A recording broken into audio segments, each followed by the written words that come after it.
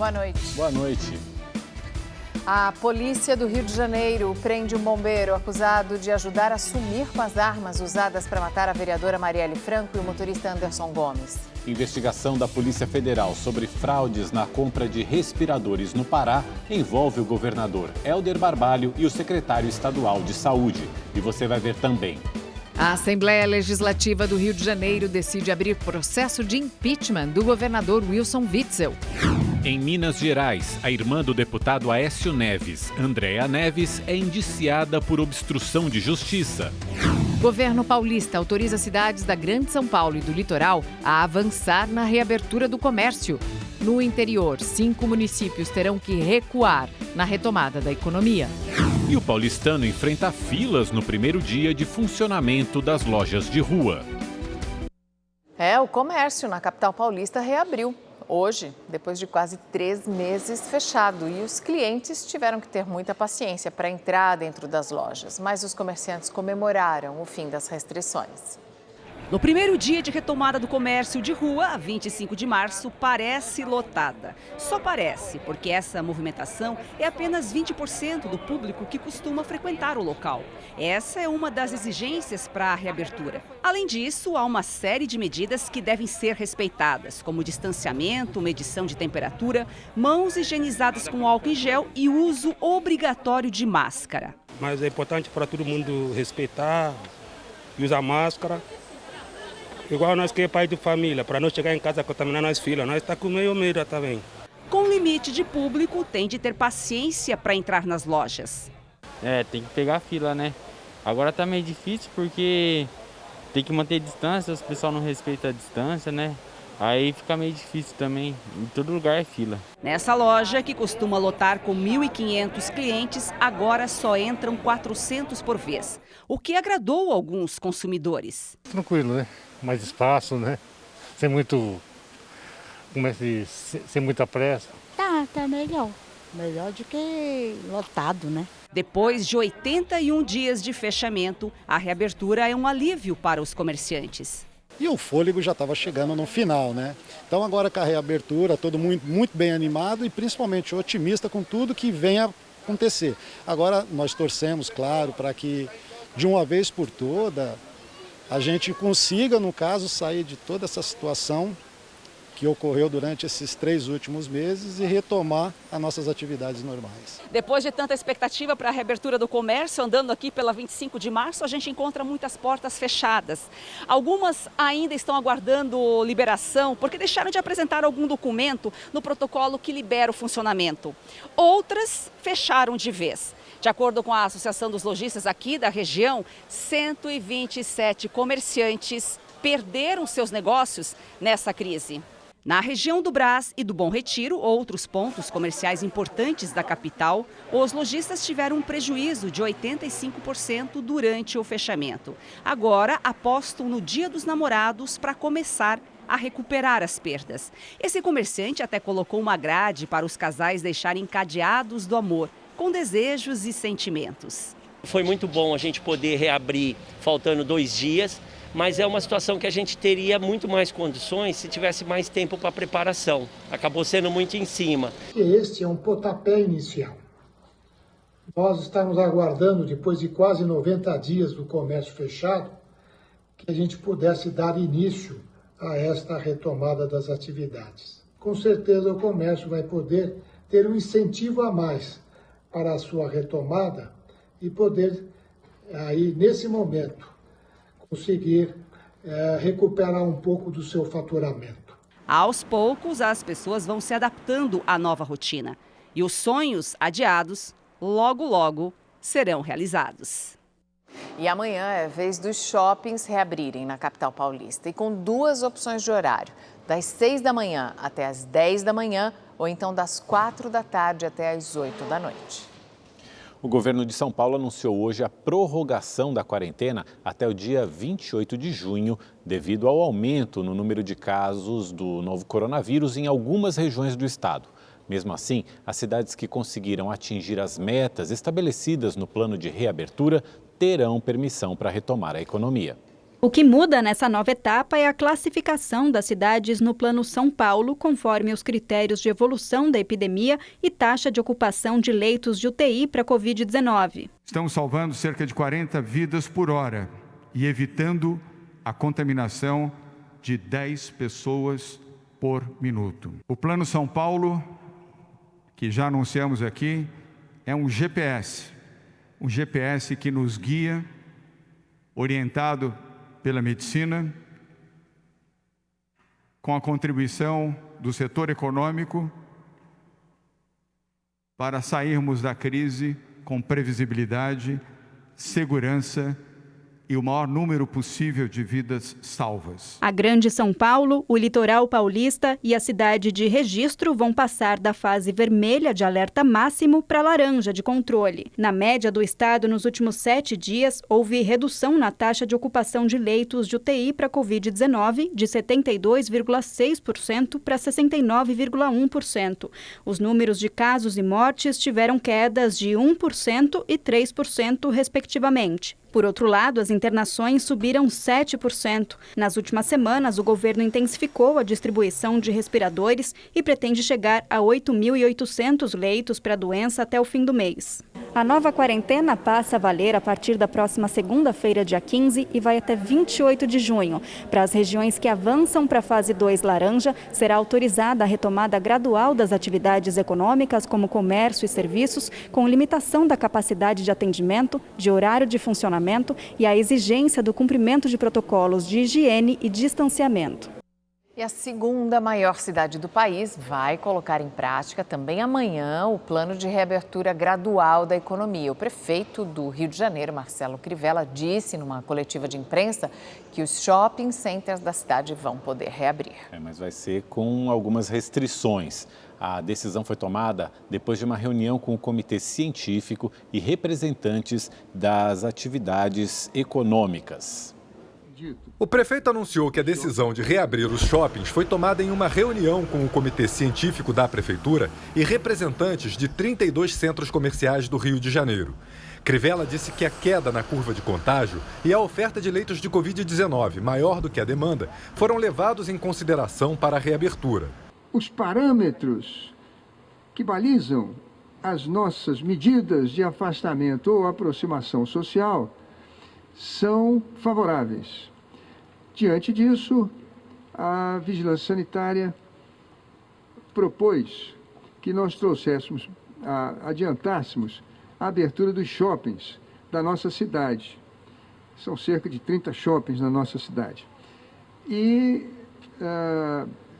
estabeleceu, então, as regras de ouro, chamada Gold Standard. Os líderes dos shoppings estiveram, então, em reunião conosco para estabelecer, assim, um acordo. E todos eles aceitaram as regras. De tal maneira que amanhã os shoppings voltam a abrir. Mas essa reabertura ainda não vai ser total. As regras discutidas na reunião prevêem funcionamento em horário reduzido. Além disso, não será permitido o consumo em praças de alimentação e as áreas de lazer vão permanecer fechadas. Lanchonetes e restaurantes só vão poder funcionar em esquema de entrega ou venda para viagem. Os shoppings poderão abrir as portas entre meio-dia e 8 horas da noite. O distanciamento de 2 metros terá que ser respeitado e a medição da temperatura na entrada dos centros comerciais será obrigatória.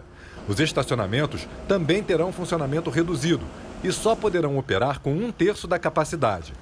Mas os shoppings podem voltar a fechar as portas caso o contágio volte a aumentar. Nós vamos continuar medindo diariamente nível de infecção, demanda por leitos, número de óbitos na cidade. E se houver algum problema, a gente volta um passo atrás. Mas se não tiver, a gente bota um passo à frente. Então os shoppings agora vão ter metade, amanhã 75%. E se Deus quiser, logo vão funcionar normalmente. A reabertura de shoppings já havia sido recomendada em um decreto estadual publicado na semana passada pelo governador do Rio, Wilson Witzel. Mas no domingo, Crivella afirmou que manteria o cronograma de reabertura. A Secretaria de Ordem Pública vai fiscalizar se os shoppings que abrirem as portas estão respeitando as condições do acordo. E a Polícia Federal fez hoje uma operação de combate a fraudes no auxílio emergencial. 2 pessoas foram presas. A polícia descobriu que a quadrilha clonava dados de cartões em casas lotéricas do Ceará e produziam novos cartões com os dados no estado de São Paulo. Depois, as senhas eram recadastradas em casas lotéricas da zona leste da capital paulista. Assim, os fraudadores conseguiam fazer os saques no lugar do beneficiário. Só aqui em São Paulo, 80 policiais federais e militares e 14 funcionários da Caixa participaram da operação. Na Zona Leste foram cumpridos 4 mandados de busca e apreensão e 2 de prisão temporária. Outros 3 mandados de busca e apreensão foram cumpridos no estado do Ceará. Os suspeitos vão responder por furto qualificado e associação criminosa, podendo pegar até 11 anos de prisão. A Assembleia Legislativa do Rio de Janeiro abriu processo de impeachment contra o governador Wilson Witzel. A decisão foi aprovada por 69 dos 70 deputados da Alerj. A votação foi simbólica porque a decisão é exclusiva do presidente da Casa, André Siciliano, que submeteu o pedido ao plenário para que a decisão fosse mais democrática, nas palavras dele.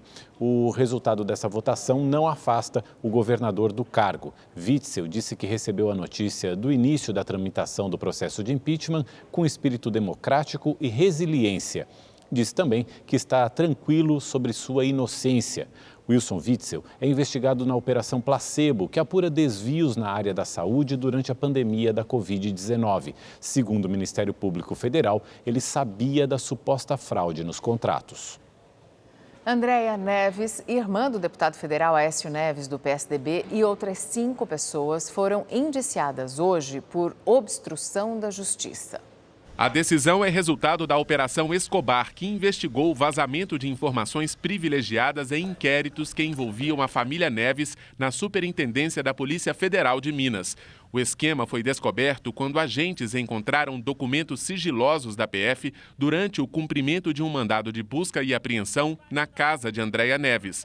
Segundo as investigações, as informações poderiam beneficiar a irmã do deputado Aécio Neves e o empresário do ramo de supermercados, Pedro Lourenço. Os dois foram indiciados por obstrução e podem ser condenados a 10 anos de prisão. Também fariam parte do esquema os escrivães da Polícia Federal Paulo Bessa e Márcio Marra e os advogados apontados como os responsáveis por repassar os documentos, Carlos Alberto Arges e Ildeu da Cunha Pereira, que faleceu no início do ano. A defesa de Andréia Neves considerou o indiciamento precipitado e negou todas as acusações. O empresário Pedro Lourenço e o advogado Carlos Alberto Arges só vão se pronunciar após ter acesso ao indiciamento. Os escrivães não foram localizados. Em nota, a defesa de Andréia Neves se disse perplexa com a finalização precipitada de uma investigação policial que contraria, inclusive, as provas que foram obtidas no próprio inquérito. As investigações demonstram que Andréia nunca solicitou qualquer documento a quem quer que seja e nunca teve contato com qualquer agente público. Ainda de acordo com a defesa, os documentos que se encontravam em sua residência já tinham conteúdo amplamente divulgado pela imprensa. No Rio de Janeiro, uma operação da Polícia Civil e do Ministério Público prendeu um bombeiro suspeito de atrapalhar as investigações dos assassinatos de Marielle Franco e Anderson Gomes. Maxwell Simões Correia, de 44 anos, conhecido como Suel, foi preso em casa em um condomínio de luxo na zona oeste do Rio. Na porta da residência, a polícia apreendeu um carro avaliado em mais de R$150 mil. As investigações apontaram que o sargento do Corpo de Bombeiros tem fortes ligações com o policial militar reformado Rony Lessa, acusado pelas mortes da vereadora Marielle Franco e do motorista Anderson Gomes. Ele e o ex-PM Elcio de Queiroz estão presos desde março de 2019. De acordo com a denúncia do Ministério Público do Rio de Janeiro, entre os dias 13 e 14 de março do ano passado, Maxwell teria emprestado o carro para transportar cerca de 6 fuzis de Rony Lessa que foram descartados em alto mar. Esse agente público efetivamente participou do descarte das armas. Nós temos provas robustas, inclusive com imagens, dando conta que ele efetivamente participou dessa ação criminosa, resultando na sua prisão na data de hoje. A defesa do sargento nega as acusações. Ele nega veementemente, não emprestou carro nenhum Na verdade, ele entende como ilação esse entendimento do Ministério Público e não concorda com essa acusação. Essa não é a primeira vez que o nome de Maxwell aparece nas investigações do caso Marielle. Em outubro de 2019, a Polícia Civil cumpriu um mandado de busca e apreensão contra o bombeiro. Nessa mesma operação foram presos Márcio Mantovano, conhecido como Márcio Gordo, Josinaldo Freitas, o de Jaca, Elaine Figueiredo e Bruno Figueiredo, esposa e cunhado de Lessa. Os 4 teriam ocultado as armas utilizadas pelo PM. O crime, que aconteceu há 2 anos e 3 meses, ainda não foi solucionado. A Divisão de Homicídios e o MP tentam identificar quem foi o mandante do assassinato da vereadora. É um crime muito difícil, é um crime que quem executou planejou, muito bem planejado, e nós temos que agora ter na nossa investigação um viés estritamente tecnológico para chegar à autoria. A nossa expectativa é que esse ano ainda, em 2020, nós consigamos concluir esse caso até dezembro. Em nota, o Corpo de Bombeiros do Rio de Janeiro afirmou que aguarda as informações solicitadas sobre o processo para abrir procedimento interno. Afirmou também que repudia todo e qualquer ato ilícito. A corporação disse ainda que segue à disposição para colaborar com as autoridades. E um senhor de 65 anos foi preso em Belo Horizonte e confessou ter assassinado o vizinho, um homem negro de 62 anos. A vítima foi atingida por 20 facadas. Para a polícia, o crime teve motivação racial. A Polícia Civil apresentou hoje o resultado dessa investigação. O crime aconteceu há 10 dias e imagens de câmeras de segurança mostram a vítima, Antônio Alves de Freitas, de 62 anos, sendo seguido na rua pelo vizinho Joel de Souza Lima. O suspeito aparece armado com uma faca e um bastão de madeira. Segundo testemunhas, os dois começaram a discutir dentro de um bar porque Joel fez vários xingamentos racistas. De acordo com o laudo da perícia, o homem negro foi esfaqueado cerca de 20 vezes. Ele agredia verbalmente não só familiares da vítima, mas pessoas que residiam ali próximo e falava impropérios racistas, não dirigido a uma pessoa específica, mas sim à sociedade como um todo. Além do homicídio qualificado pelo motivo fútil e pela impossibilidade de defesa da vítima, o suspeito também vai responder pelos crimes de racismo e injúria racial. A pena total, em caso de condenação, pode chegar a 36 anos de reclusão. E agora, na tela da Rede TV, você tem o Rede TV Plus, que garante muita interação e a chance de ganhar prêmios. Agora ficou ainda melhor assistir à Rede TV. Você pode participar de maneira interativa dos programas e ainda concorre a um festival de prêmios. Tem smartphones e até carros. Para saber mais e participar é fácil. Todas as informações você encontra no site redetvplus.com.br. E Pernambuco flexibiliza as regras de isolamento e permite a reabertura de alguns setores da economia. Nesta semana, o Estado colocou em prática a segunda fase do plano de reabertura gradual da economia, com o funcionamento do comércio atacadista e da construção civil, com metade dos colaboradores. A partir de hoje, está também autorizada a abertura de clínicas, laboratórios, consultórios e óticas.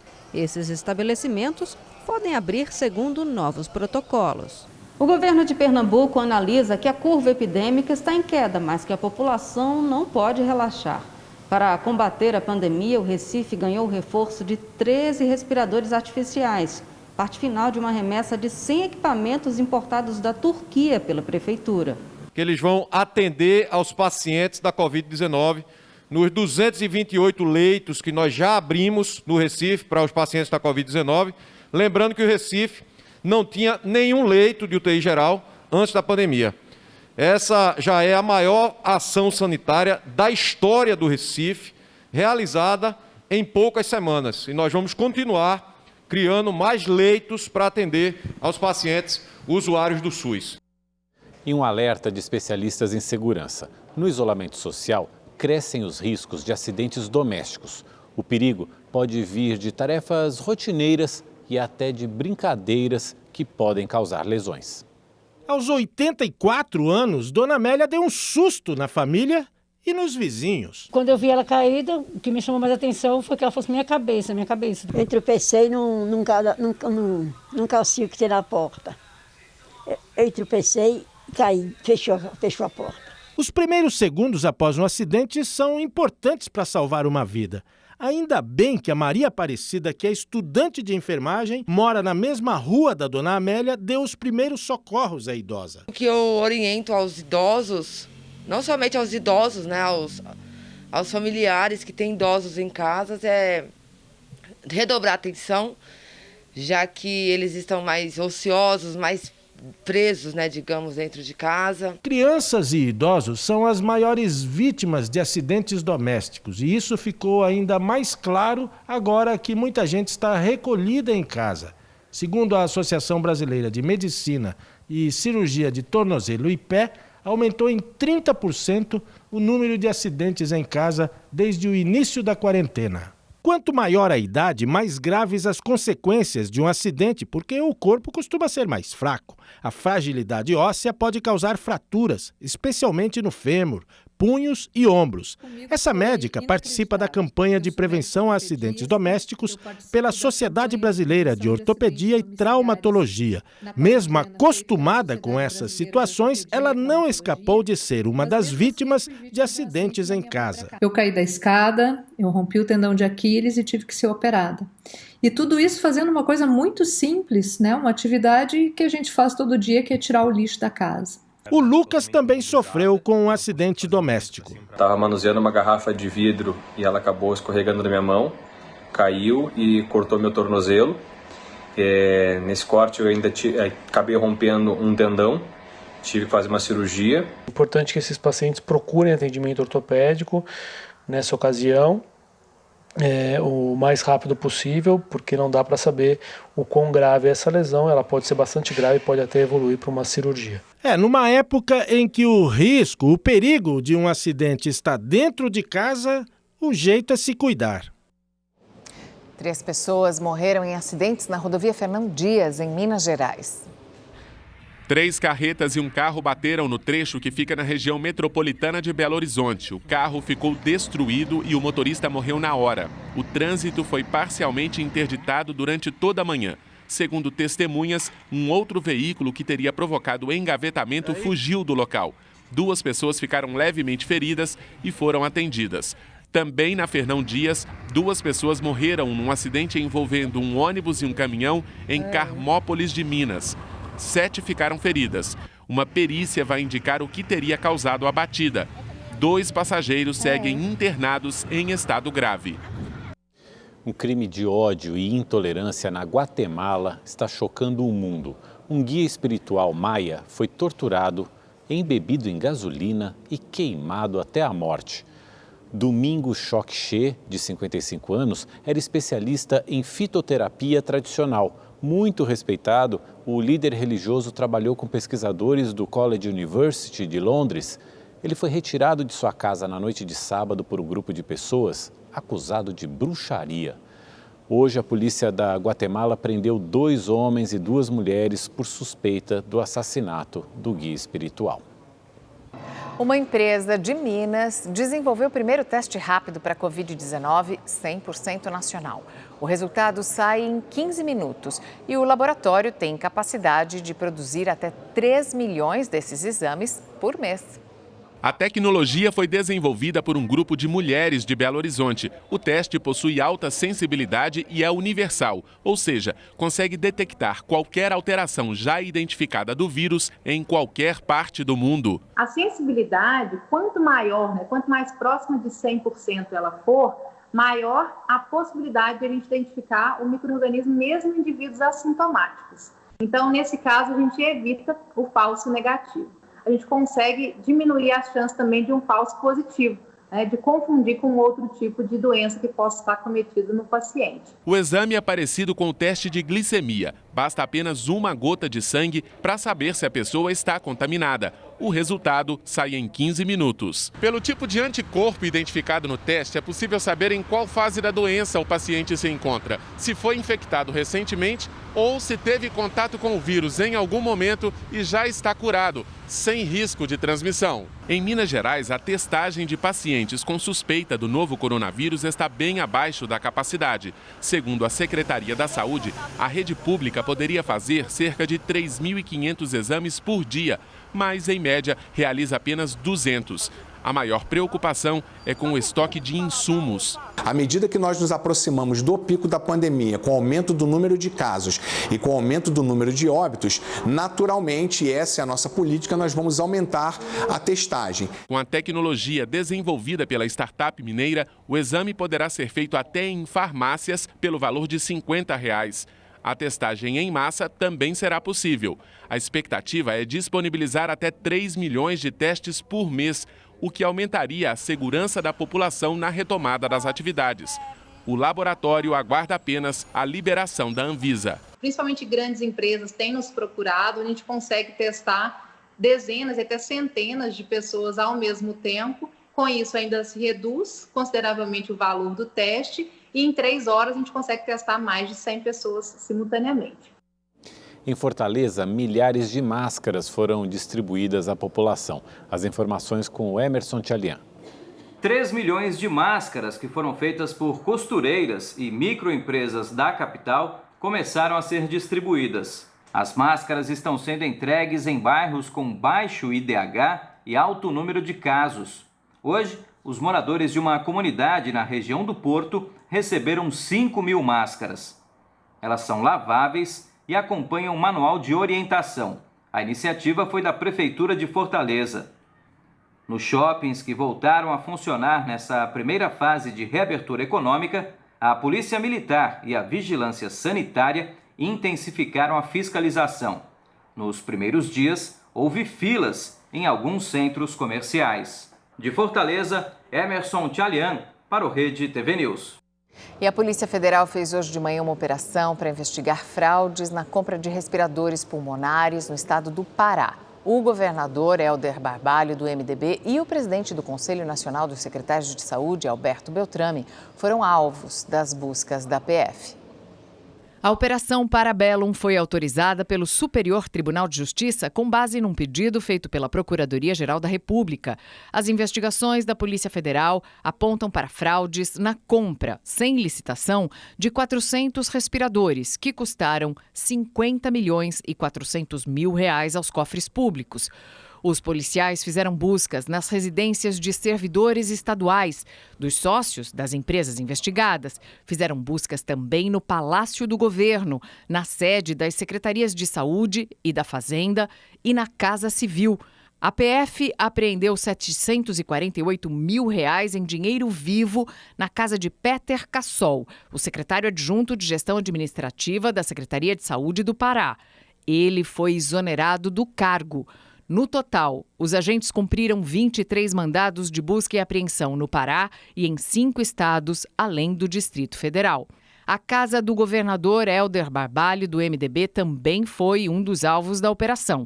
Os agentes estiveram também na casa do secretário de Saúde do Estado e presidente do Conselho Nacional dos Secretários de Saúde, Alberto Beltrame. Os indícios apurados pela Procuradoria-Geral da República apontavam que Barbalho tinha ligação com o empresário responsável pela negociação dos respiradores. As investigações indicavam que o governador sabia das divergências entre os produtos que foram comprados e a carga de ventiladores pulmonares que foi entregue. Os equipamentos eram inadequados para o tratamento da Covid-19. O relator do caso no STJ, o ministro Francisco Falcão, autorizou o bloqueio de R$25 milhões do governador e de outros 7 envolvidos. Pelas redes sociais, o governador do Pará se defendeu das acusações. Afirmou que todo o dinheiro foi devolvido aos cofres do Estado e que foi o governo que entrou na Justiça com um pedido de indenização por danos morais coletivos contra a empresa dos fornecedores. Disse também que não é amigo desse empresário e que não sabia que os respiradores não funcionariam. No fim da tarde, em uma entrevista coletiva, Hélder Barbalho negou mais uma vez que esteja envolvido nas fraudes. É importante que fique claro, nós, por iniciativa do governo do Estado, com o apoio da Justiça paraense, nós conseguimos ressarcir de tudo, ressarcir integralmente o valor que o governo do Estado alocou na antecipação dos 50% da aquisição dos respiradores. A Polícia Federal cumpriu 2 mandados de prisão temporária numa operação que apura fraudes na compra de material hospitalar para o combate à Covid-19 em Rondônia. Os valores das contratações investigadas passam dos 21 milhões de reais. Durante as investigações foram apurados indícios de apresentação de atestado de capacidade técnica falsos e a possível participação de empresários em conjunto com agentes públicos da Secretaria Estadual de Saúde. A ação resultou em 2 mandados de prisão temporária e 15 de busca e apreensão. Os mandados foram cumpridos em 8 cidades de 3 estados, em Rondônia, na capital Porto Velho, e nas cidades de São Miguel do Guaporé e Rolim de Moura, Manaus, capital do Amazonas, e no estado de São Paulo, nas cidades de Santo André, São Bernardo do Campo, São Caetano do Sul e Itabapuã. As contratações suspeitas ultrapassam a quantia de 21 milhões de reais. Depois de interrogados na sede da Polícia Federal, os presos serão encaminhados a presídios estaduais e irão responder junto com os demais indiciados pelos crimes de fraude a licitações, falsidade ideológica, associação criminosa e lavagem de dinheiro. De acordo com a assessoria de comunicação da Secretaria Estadual de Saúde, todos os fatos estão sendo apurados e serão esclarecidos o quanto antes. De Porto Velho, Rondônia, João Ricardo para o Rede TV News. E o Ministério Público do Amazonas também deflagrou uma operação para investigar fraude na compra de respiradores. Policiais civis e agentes do Ministério Público estiveram na sede da Secretaria de Estado de Saúde do Amazonas. Os funcionários da secretaria tiveram que esperar do lado de fora até o término das buscas. O material apreendido pertence a empresários e servidores públicos, incluindo ex-secretários de Estado. O Ministério Público do Amazonas investiga irregularidades na dispensa de licitação para a compra de 28 respiradores pulmonares para a rede pública. Os equipamentos custaram R$ 2.900.000 e há indícios de superfaturamento. Depois da operação, a Secretaria de Saúde se manifestou e negou irregularidades na compra dos respiradores. O Brasil registrou o 2º mês consecutivo de deflação. De acordo com o IBGE, o índice já havia recuado 0,31% em abril e agora voltou a ficar negativo em 0,38% em maio. Essa é a maior queda mensal dos preços médios desde agosto de 1998. O recuo nos preços dos produtos e serviços ligados aos transportes foi o principal impacto negativo. Os itens do grupo de alimentação e bebidas subiram. Já os preços da carne ficaram estáveis após 4 meses de queda. Vamos agora à última atualização dos dados sobre o novo coronavírus no Brasil. Os números mais recentes foram divulgados agora há pouco. Segundo o Ministério da Saúde, cerca de 325 mil pessoas já se recuperaram da Covid-19 e a pasta também informou que 407 mil pacientes permanecem em acompanhamento médico. O país já tem 39 mil mortes provocadas pelo novo coronavírus. O Tribunal de Contas da União aprovou com ressalvas as contas do governo federal do ano passado. O TCU recomendou a aprovação das contas do primeiro ano de Jair Bolsonaro como presidente da República. A sessão foi acompanhada pelo próprio presidente Bolsonaro, pelos presidentes do Senado, Davi Alcolumbre, da Câmara dos Deputados, Rodrigo Maia, além dos ministros da Economia, Paulo Guedes, e do Supremo Tribunal Federal, Gilmar Mendes. O parecer segue agora para a próxima etapa da análise, que é feita pelo Congresso Nacional. Deputados e senadores darão a palavra final sobre as contas do governo Bolsonaro. Os parlamentares podem seguir ou não a recomendação do tribunal. Várias entidades ligadas à indústria nacional já consertaram mais de 1.000 respiradores mecânicos usados para tratar os pacientes com a Covid-19. Mais de 300 empresas coordenadas pela Confederação Nacional da Indústria e pelo Senai investiram cerca de 336 milhões de reais em diversas ações de combate à Covid-19. Além do conserto e manutenção de mais de 1.000 respiradores em diversos estados do país, a rede já produziu mais de 35 milhões de equipamentos de proteção individual para os profissionais da área da saúde. Apesar da crise econômica ocasionada pela pandemia, o projeto está financiando também iniciativas que levem ao aumento de testes rápidos a custos menores para a detecção da doença. A entidade está disponibilizando ainda cursos técnicos e profissionalizantes para jovens e trabalhadores em todo o país. E você acompanha agora o comentário de Boris Casoy. Boa noite. É assustadora a frequência com que tomamos conhecimento da corrupção na compra de aparelhos destinados ao tratamento de doentes do coronavírus. Esses gatunos, geralmente engravatados, não têm o mínimo problema de consciência em impedir a respiração de doentes terminais para encher as suas burras com o dinheiro roubado da população. E você naturalmente pergunta, essa bandidagem não tem medo? A resposta é não. Eles colhem seu atrevimento na impunidade de nossa legislação. O crime compensa, porque as punições são reduzidas por generosas progressões de pena e prisões domiciliares gozadas em mansões de fazer inveja a qualquer nababo. Ao contrário, o ex-juiz Sérgio Moro tem sido alvejado por aplicar a lei e mandar para a cadeia delinquentes de todos os matizes. Essa bandidagem dos respiradores deveria ser condenada a nada menos que prisão perpétua. A grande origem da chamada criminalidade chique no Brasil tem nome, chama-se impunidade. Chegou a hora da previsão do tempo para todo o país, com a Gabriela de França. Olá, boa noite para todo mundo. O clima amanhã continua praticamente o mesmo pelo Brasil, viu? O ar seco ainda deve cobrir praticamente todo o país, afastando as nuvens de chuva e mantendo o tempo firme, seco e ensolarado em todo esse amarelão aí do mapa. E aí tem alerta para baixa umidade do ar, especialmente aqui em áreas do interior do Brasil. Vale aquela dica de sempre, é importante beber bastante água para manter o corpo hidratado. Em Brasília, além do clima seco, destaque também para grande amplitude térmica. O dia começa com friozinho de 13 graus, à tarde com o sol esquenta rapidinho, chegando aos 28 graus, uma grande variação de temperatura no mesmo dia, e à noite a temperatura volta a cair, viu? Clima seco, muito sol e calorão de 32 graus no Rio de Janeiro, mais quente ainda em Cuiabá, onde a máxima chega aos 35 graus. Em São Paulo também vale aí o alerta para baixa umidade do ar, clima seco, o sol predomina nos próximos dias e as temperaturas ficam altas para essa época do ano, perto dos 30 graus.